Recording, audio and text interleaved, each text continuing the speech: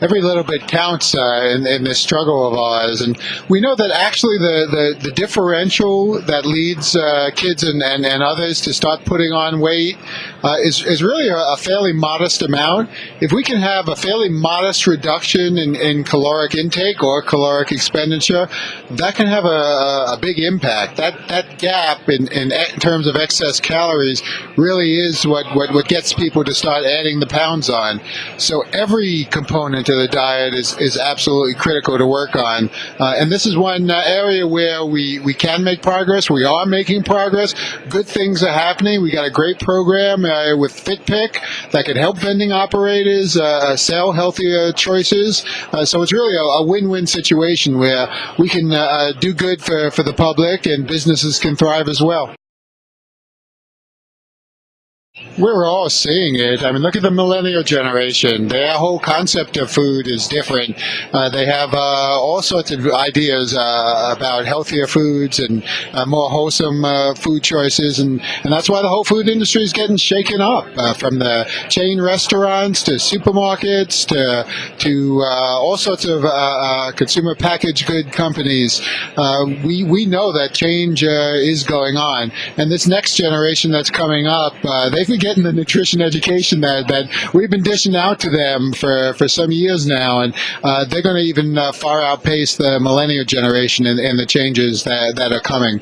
A lot of people get set ideas because maybe 20 years ago we put in some healthy items and nobody bought it, and the reality is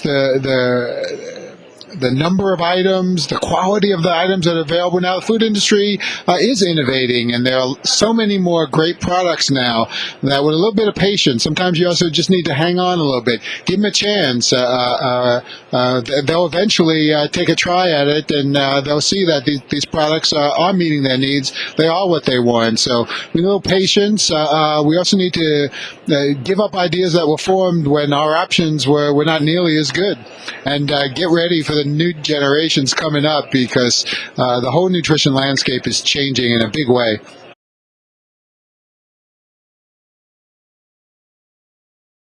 Yeah, absolutely. Hank Cardello at the Hudson Institute did an amazing study as part of the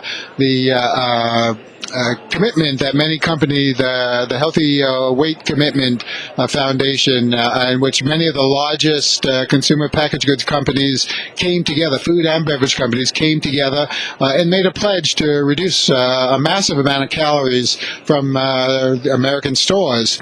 And through that study, these are huge companies, and the 15 or 16 companies that he studied account for about 25% of the calories consumed by American consumers.